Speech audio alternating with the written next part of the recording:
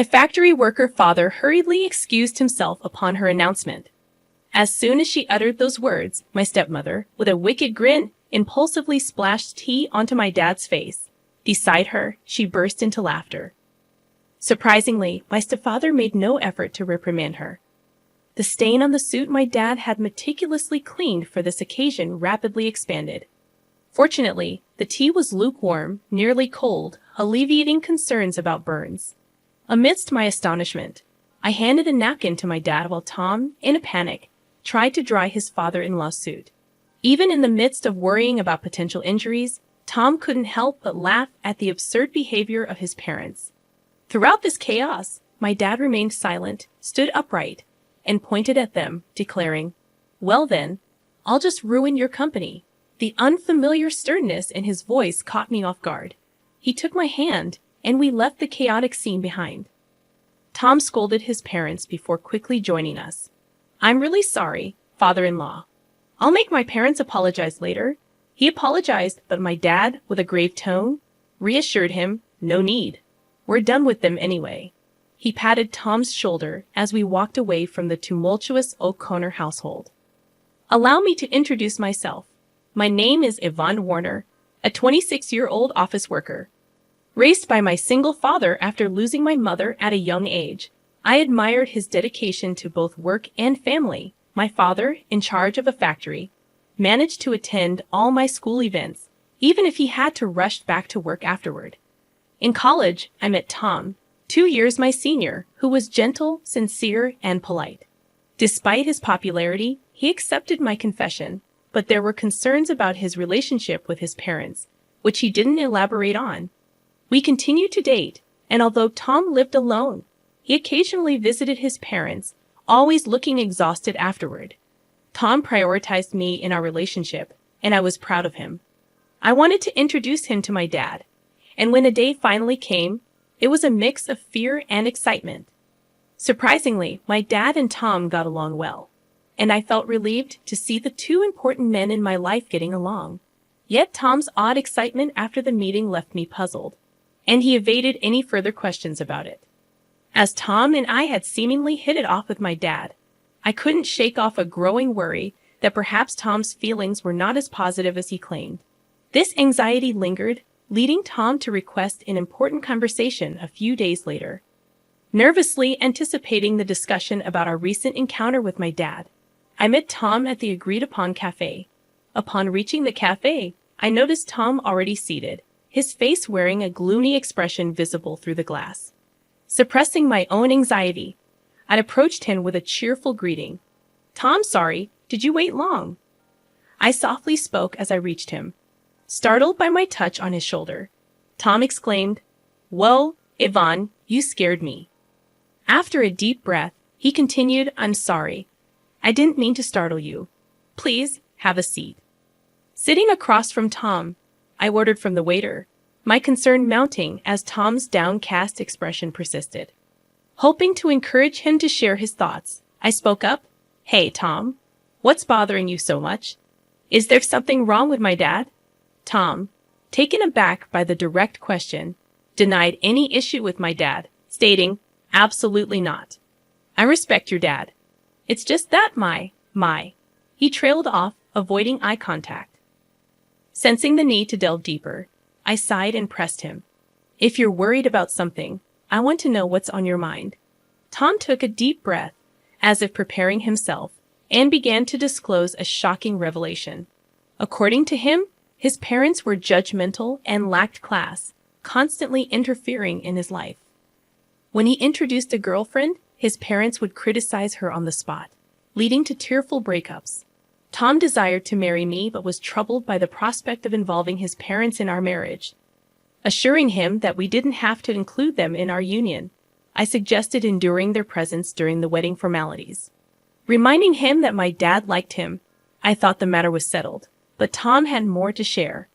He revealed that when he met my dad, he was surprised by the stark contrast to his own parents. Expressing a desire to become the son of such a great man, Tom shared his dilemma about marriage. While he was pleased that my dad liked him, he couldn't decide whether his parents should also become his in-laws. Tom brightened momentarily but sighed deeply afterward. In a moment of realization, Tom looked up and apologized. He proposed a unique solution. When we meet his parents for our marriage, could my dad come along? Tom hoped that the presence of someone so respectable might eventually influence his parents positively. I agreed to discuss it with my dad, but I couldn't help expressing my wish that Tom had approached the conversation differently. Understanding his misstep, Tom quickly apologized and then, with newfound determination, formally proposed marriage to me. Swiftly deciding to discuss the matter with my father, who was initially hesitant, I approached him with Tom when he formally asked for my hand in marriage. After obtaining my father's agreement, Tom and I arranged a date to meet his parents. On the appointed day, dressed in our best attire, we stood at the front door of Tom's family home, preparing to meet his parents for the first time. Given the unsettling stories I had heard about Tom's parents, my nerves were understandably on edge. My father, attempting to lighten the mood, encouraged us not to be too tense, assuring that Tom's parents were just overly concerned. His supportive pat on the back eased my anxiety slightly. When Tom rang the doorbell, there was no response, causing a momentary panic. Tom rang again, but still, there was silence. Not wanting to create a bad impression, Tom excused himself and entered the house first, leaving my father and me exchanging concerned glances. After what seemed like an eternity, Tom reappeared, looking flustered. Before I could inquire about the delay, he made excuses with a forced smile, promising us they would be ready soon. My father sighed in exasperation, and I couldn't shake the growing worry that this incident might jeopardize our wedding plans. Finally, Tom ushered us inside, where his parents awaited us. However, their demeanor was peculiar. His mother greeted us with a sly grin, while his father seemed disinterested, looking away. Despite the tense atmosphere, I decided to proceed with the introductions. Tom, regaining composure, introduced both my parents and me. Despite the warmth of his thoughtful introduction, his parents sneered, and the atmosphere remained strained. In an awkward turn of events, Tom's mother splashed tea on my father, staining the suit he had meticulously cleaned for the occasion. Shocked, I offered my dad a handkerchief while Tom panickedly tried to wipe off the tea stains. His parents, laughing in response, only fueled Tom's anger. My father, standing up, pointed at them and declared, "Then I'll ruin your company," a tone and statement I had never heard from him before. Taking my hand, he left the house, leaving Tom's parents in the wake of Tom's scolding. Returning to our house with Tom, my father changed clothes, and Tom earnestly apologized for the incident. I could hear my dad's troubled voice during their conversation. Although I was shocked by Tom's parents' actions, I knew they wouldn't be easy to get along with. Seated on the living room sofa, clenching my fists, I replayed the event in my mind, seething at the insult directed at my dad. When my dad and Tom finished changing, Tom immediately apologized to me, almost bowing down, expressing regret for not anticipating such behavior from his parents. His sincerity was evident, and he didn't even ask for forgiveness. Feeling the need to apologize as well, I took Tom's hand as he kneeled on the floor, expressing my regret for suggesting the meeting without fully understanding the situation. Unexpectedly, the situation took a serious turn, and I felt compelled to apologize to my father for the unintended consequences of my thoughtless suggestion. His troubled expression and shrugged shoulders conveyed the difficulty in addressing the situation. Determined to understand the gravity of my dad's threat, I sought clarification. "Dad, was what you said true? Are you really going to ruin their company?"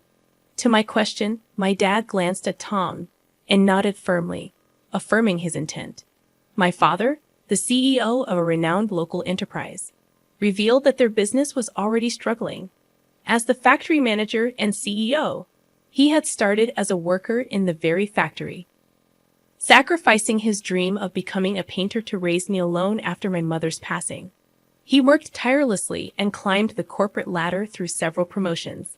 Eventually, he took over as the CEO when the former CEO retired. During our recent visit to Tom's family home, we discovered that one of the subsidiaries managed by Tom's father my father-in-law, belonged to my dad's company. Unfortunately, Tom's parents' prejudices and Tom's mother's premature actions prevented this from being clarified, leading to the present situation. My father explained that his company faced management difficulties, contemplating downsizing without resorting to layoffs. Regret was evident in his words as he considered the impact on his employees. After Tom's serious conversation with my father, he proposed closing down the subsidiary where Tom's parents worked. Concerned about the consequences for Tom's parents, my father questioned if Tom was okay with it. Tom, resolute and having cut ties with his parents, expressed a desire for them to reflect on their actions. Despite the difficulty, he requested permission to get engaged with me. Moved by Tom's earnestness, I'd also pleaded with my father to allow our engagement. My father, crossing his arms, pondered Tom's words. Despite the recent incident, he eventually gave his approval, setting a condition related to Tom's parents being company executives. My father demanded to know Tom's plan for the employees and made it clear that our marriage would be off if Tom couldn't handle this responsibly. A few days later, Tom presented a plan to my father for his father's company's employees. He had arranged a meeting with my father to discuss possible job placements for all the employees. Tom showed genuine concern for their transition and offered to work for free until they were settled and producing results. He expressed his eagerness to compensate for any shortcomings with his work and salary, and once settled, to re-engage with me. Tom, demonstrating his earnestness, saw himself as partly responsible for his company's collapse and wished to be a positive force in the situation. Upon returning home, I discovered that our marriage would be delayed due to an unavoidable circumstance. When I greeted my father, he expressed, "Welcome back, Ivan. You heard right. I'm sorry for deciding such an important thing on my own, but I thought it wouldn't be fair if I were the only one happy." While he apologized, I seized the opportunity to propose working in the company with Tom, offering to work for free. I insisted that my father should accept Tom's proposal. Despite Tom's attempts to dissuade me, I desperately begged my father, who initially remained silent. After repeated pleas, he uncrossed his arms and quietly nodded. Meanwhile, Tom's parents had yet to apologize. My father seemed to have been waiting for them, but the time had passed. He began preparations to take over Tom's father's company. Time passed, and the day arrived when the company collapsed. Tom's parents summoned us to their home, where a crowd of former employees protested the company's closure. They accused us of being the root of all evil and blamed me for seducing Tom and ingratiating myself with my father. Despite the accusations, Tom attempted to calm the former employees, explaining the situation and offering new job placements. Ignoring his parents' outbursts, Tom apologized for the inconvenience caused and promised to work with dedication. The former employees, reassured by Tom's efforts, began leaving, relieved and grateful. As they departed, my father promised to inform them of the details later. In the aftermath, Tom's parents continued to fuss about their predicament. Tom sighed in exasperation at their blame shifting, expressing concern about losing their house used as collateral. Despite their pleas, Tom's parents were met with indifference as the former employees had already heard the truth from Tom and disregarded the parents' desperate appeals. My father also ignored their words, and the former employees left relieved, leaving Tom's parents to confront the consequences of their actions. "I don't care what you think. You got what you deserved, so it can't be helped. Why don't you learn a little remorse?" My father reprimanded Tom's parents, who seemed oblivious to our scolding. Unable to bear their persistence any longer, I finally lost my patience. "Haven't you just caused trouble for Tom all this time, boasting about being business owners and only caring about titles? Isn't that why this happened?" My words left his parents speechless, seemingly ready to retort, but halted by my father's decisive intervention. He made it clear that he wouldn't allow them to speak further. A business owner is supposed to take responsibility. You should at least complete your final task properly. Left without a response, Tom's parents were scolded collectively and could say nothing more. Leaving them behind, we left the scene. And eventually, Tom's parents lost everything. the company, the house, and the land. They never provided any guarantees to the former employees and evaded responsibility. After losing everything, they reached out to Tom for help. But having cut ties with them, Tom coldly turned them away. Now, they were probably in jail, and we heard nothing from them since. Even if they got out, they still had a debt to the former employees, so the situation remained dire.